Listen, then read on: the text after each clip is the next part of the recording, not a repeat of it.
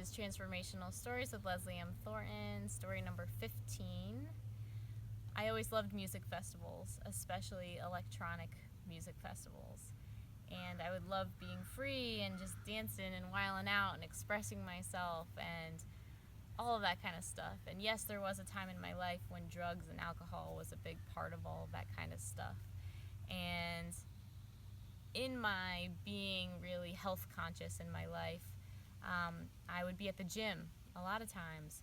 And I remember being at the gym at one point and just thinking, I don't want to do this anymore. I want to be able to just have fun for my exercise and be with community, and doesn't other people want to do that too? And so I had this concept of doing enjoyable exercise, and for a while I was running a group in Washington Park close to where I lived, and we would just meet in the park and we would do whatever felt enjoyable together.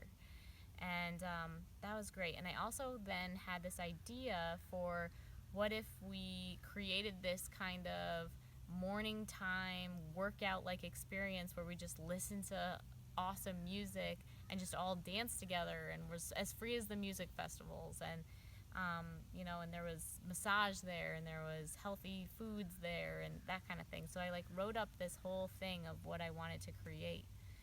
And my boyfriend at the time, he was working at a pizza shop, and he called me up after I'd shared with him my idea for this kind of enjoyable exercise, and he said, hey, you should look up Morning Gloryville. I just saw this thing on the news. It looks just like what you were talking to me about.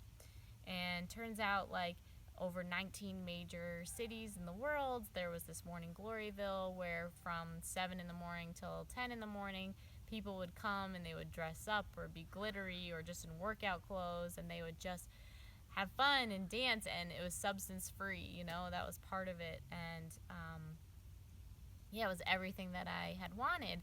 And so I ended up looking, I was like, oh, well, there's got to be a Morning Gloryville in New York City, close to where I live.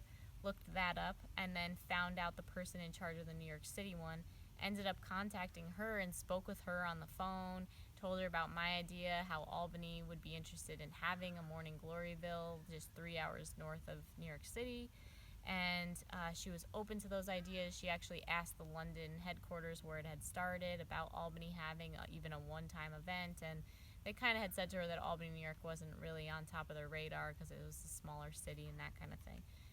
Totally got it, no worries. I still wanted to go down to New York City and experience it. So my friend and I, we met up in the city where she lived. I stayed with her, and then we went early morning to one of these morning conscious, sober raves, and it was better than I could have imagined. They had 15-minute yoga sessions going on upstairs. It was in an old church. They had a live DJ. Everybody was just wilding out, having a great time. They had healthy food. They had massages. It was everything that I imagined, and it just was amazing.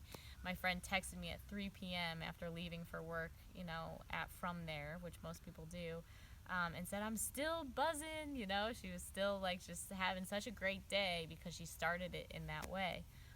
And I ended up, when I came back to Albany, I was like, okay, well, I can just create my own, I don't need to have it be Morning Gloryville per se.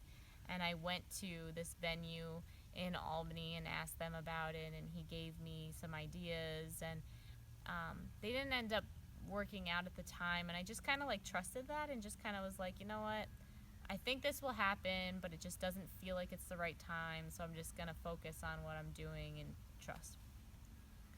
And so it was probably a year and a half later, my friend's mom was like, what about that conscious dancing thing?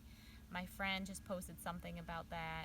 And so I ended up contacting her. She was a person in the Chamber of Commerce who gave me a couple other recommendations. And then my previous boyfriend again told me that he went to a concert and got this flyer for Albany Ecstatic Dance Evolution. And he was like, you should check this out. So I went on Facebook and typed it in. Sure enough, there was this Albany Ecstatic Dance, and the first time it was ever going to be going on was that coming Thursday. So I knew for sure I was going to be there. And then I ended up doing a small business fair at my church, and before the first event was happening, and someone said to me, Leslie, you should really talk to that girl over there. She seems really in your vibe. And I go over to that table, and it's Albany Ecstatic Dance Evolution was who she was tabling for. And I'm just like, I've been waiting for you. I know that I'm supposed to be a part of this. And I was just so jazzed, and she was so excited to meet me. And I ended up like helping anywhere that I could at dance, and kind of working for my dances. And then the leadership eventually, after some months, maybe a year, had to drop down. And eventually they asked me, Leslie, would you like to own Albany Ecstatic Dance Evolution? And it's probably been a year now since I've been leading that, and I have a bunch of people who are working and helping me facilitate. It is such a community kind of thing, and it's growing all the time. And so my takeaway from that situation is, again, just create it. Just build it in your mind.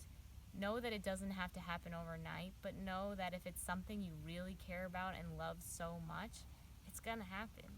And you can just be excited for when it comes in and love it, and just be blissed out when you see that these things are just happening all the time. I'm Leslie M. Thornton. This is Transformational Stories.